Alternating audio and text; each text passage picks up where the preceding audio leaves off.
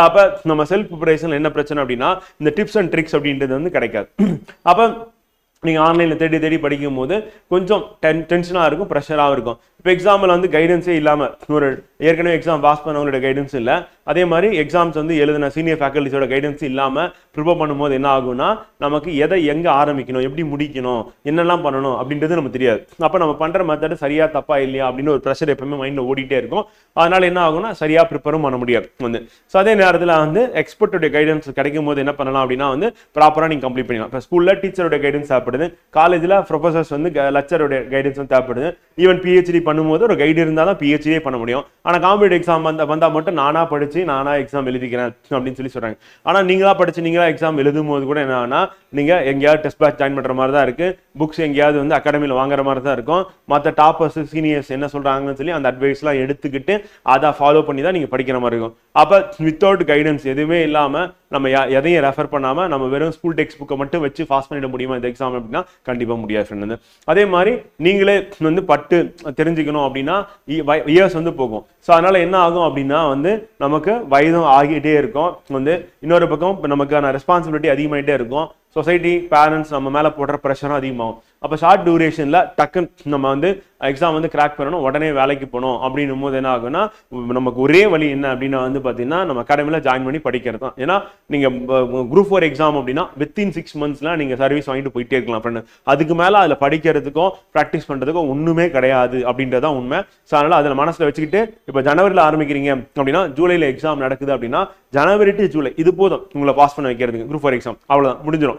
So அதே மாதிரி group 2 exam அப்படின்னா வந்து ஜனவரியில் ஆரம்பிக்கிறீங்க, டிசம்பரில் 1 வருஷம் போதும் ப்ரிலிம்ஸ் அண்ட் மெயின்ஸ் ரெண்டுமே சேர்த்து கவர் பண்ணுறதுக்கு அப்படி பார்க்குறோம் வந்து. அது குரூப் 1 எக்ஸாம் அப்படின்னா ப்ரிலிம்ஸ் மெயின்ஸ் இன்டர்வியூன்னு இருக்கிறதுனால 1.5 வருஷம். ஸோ அப்போ 6 months within group 4 and 1 year வந்து குரூப் 2 அண்ட் 1.5 years வந்து குரூப் 1 எக்ஸாமும் நம்ம சர்வீஸ் வாங்கிட்டு போயிடலாம். அப்போ காலேஜ் முடிக்கிறீங்க, 21 வயசு தேவைப்படும் எதுக்குன்னா குரூப் 1 எக்ஸாமுக்கு வந்து. அது குரூப் 4 எக்ஸாம்னா 19 வயசு வந்து. ஸோ அப்போ நீங்கள் எந்த எக்ஸாம் ப்ரிப்பேர் பண்ணுறீங்க அப்படின்னு நீங்கள் தான் டிசைட் பண்ணுறீங்க.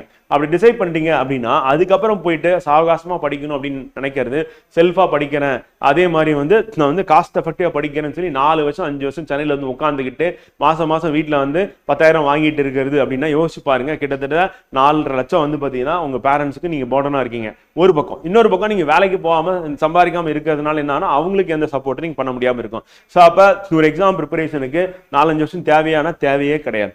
நான் நம்ம குரூப் டிஎன்பிஎஸ்சி இன்டர்வியூ போகும்போது எனக்கு வந்து 21 வயசு வந்து. போர்ட்லேயே கேட்கும் போது வந்து 21 years அப்படின்னு சொல்லி கேட்டாங்க. அது காரணம் என்ன அப்படின்னா வந்து நம்ம இப்போ காலேஜ் முடிச்சாச்சு, அடுத்து நம்ம படிக்கணும், இப்போ நம்ம கைடன்ஸ் வேணும், அவ்வளோதான். அப்போ கிளாஸ் ஜாயின் பண்ண அவங்க நம்ம கைடு வந்து நம்ம மென்டார் வந்து என்ன சொல்றாங்களோ கிளாஸ் மிஸ் அதை அப்படியே ஃபாலோ பண்ணுறேன், படிக்கிறேன். படித்து முடிச்சு சார் இதெல்லாம் ரிவிஷன் பண்ணிட்டு அடுத்து என்ன பண்ணணும் அப்படின்னா ப்ரீவியஸ் கொஸ்டின் போடு. ஒவ்வொரு சப்ஜெக்ட்லையும் 2000 கொஸ்டின் வந்து ப்ராக்டிஸ் பண்ணுது. ஸோ 2000 கொஸ்டின் ப்ராக்டிஸ் பண்ணேன். அப்போ என்ன ஆகுதுன்னா எக்ஸாம் வந்து எனக்கு ரொம்ப ஈஸியாகிடுச்சு. எக்ஸாம் அதில் போய் உட்காரன், கொஸ்டின் பேப்பர் வாங்கும்போது ஒரே என்ஜாய்மெண்ட்டாக இருக்குது, சந்தோஷமா இருக்குது, செம்மையாக பண்ண போகிறோம்னு சொல்லிட்டு கடன்னு போடுறோம். ஸோ அப்போ இதெல்லாம் எப்படி நடக்குது அப்படின்னா வந்து பார்த்தீங்கன்னா ப்ராப்பரான கைடன்ஸ் இருந்தால் தான் இதை ஃபர்ஸ்ட் பண்ணு, இது செகண்ட் பண்ணு, இது தேர்ட் பண்ணுன்னு அவங்க சொல்லும் போது அதை அப்படியே நம்ம பண்ணிட்டு வரும்போது கரெக்டாக பண்ணிடலாம். இப்போ ஒரு ஸ்போர்ட்ஸ் பிளேயர் இருக்காருன்னா கோச் என்ன பண்ணுவார், ஸ்டெப் பை ஸ்டெப்பாக அவங்களை கைட் பண்ணுவாங்க, அவங்க மெடல் வந்து வின் பண்ணுவாங்க. ஸோ அதே மாதிரி தான் ஃப்ரெண்ட். ஸோ நம்ம அகாடமிலும் வந்து பார்த்தீங்கன்னா ஸ்டெப் பை ஸ்டெப்பாக அவங்களை கைட் பண்ணுவோம். ஸோ அதை அப்படியே நீங்கள் ஃபாலோ பண்ணினா போதும். நீங்கள் சொன்ன மாதிரி தான் குரூப் 4 6 மாசத்துல வேலையை வாங்கிட்டு நீங்கள் உங்கள் சொந்த ஊருக்கு போயிடலாம். நீங்கள் எங்கே இருக்கீங்களோ அங்கேயே வேலையை வாங்கலாம். அண்ட் குரூப் 2A அதுவும் இப்படிதான் வந்து. குரூப் 2A அப்படின்னா அதுவும் உங்கள் ஊரில் உங்கள் டிஸ்ட்ரிக்ட்லேயே வேலை வாங்கலாம். குரூப் 2 அப்படின்னும் போது நம்பர் ஆஃப் வேகன்சிஸ் கம்மி வந்து. ஸோ அதனால வந்து பார்த்தீங்கன்னா நமக்கு டிஸ்ட்ரிக்ட்ல தான் போடுவாங்க. அது குரூப் 1 அப்படின்னும் போது அதுவும் வேகன்சிஸ் 70 இருந்தாலும் அதையும் நம்ம என்ன பண்ணுவோம் டிஸ்ட்ரிக்ட்ல போடுவாங்க. ஆக மொத்தத்தில் தமிழ்நாட்டில் வேலையில இருப்பீங்க அந்த. ஸோ அப்போ நீங்கள் கம்ஃபர்டபுளான ஒரு லைஃப்ல வந்து சீக்கிரமா செட்டில் ஆகணும் அப்படின்னு என்னன்னா நம்ம அகாடமியில் நம்ம கொடுக்கறது, படிக்கிறது, ரிவிஷன் பண்ணுறது, டெஸ்ட் ப்ராக்டிஸ் பண்ணுறதுன்னு சொல்லிட்டு இதை ரெகுலராக பண்ணிங்கன்னா போதும்.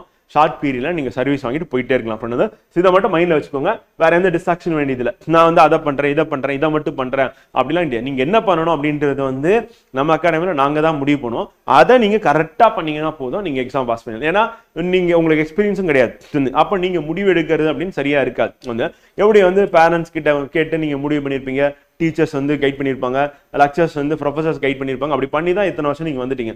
இப்போ திடீர்னு வந்து நீங்களா சுயமா முடிவு பண்ணுறேன், 10 சப்ஜெக்ட் இருக்கு, நானா வந்து எப்படி படிக்கலாம்னு முடிவு பண்ணுறேன் அப்படின்னு நினச்சிங்கன்னா நீங்கள் தேவையில்லாமல் வந்து இயர்ஸ் வந்து வேஸ்ட் பண்ணுற மாதிரி ஆகிடும் அப்படி பார்க்கணும். அப்போ உங்களோட வெற்றி காலதாமதம் ஆகிடும். அப்போ வெற்றி காலதாமதம் ஆகாமல் சரியான நேரத்தில் உடனே கிடைக்கணும் அப்படின்னா இதுக்கான ஒரே வழி வந்து பார்த்தீங்கன்னா நம்ம இப்போ நம்ம பேட்சில் ஜாயின் பண்ணி நம்ம கொடுக்குற இன்புட்டை கிளாஸ் அட்டன் பண்ணுறது, நோட்ஸ் மேக்கிங் பண்ணுறது, ரிவிஷன் பண்ணுறது, டெஸ்ட் ப்ராக்டிஸ் பண்ணுறது அண்ட் எவாலுவேட் பண்ணி உங்களுக்கு எவாலுவேஷன் கொடுக்கும்போது அதை இம்ப்ரூவ் பண்ணுறதுன்னு சொல்லிட்டு நீங்கள் பண்ணிடுங்க.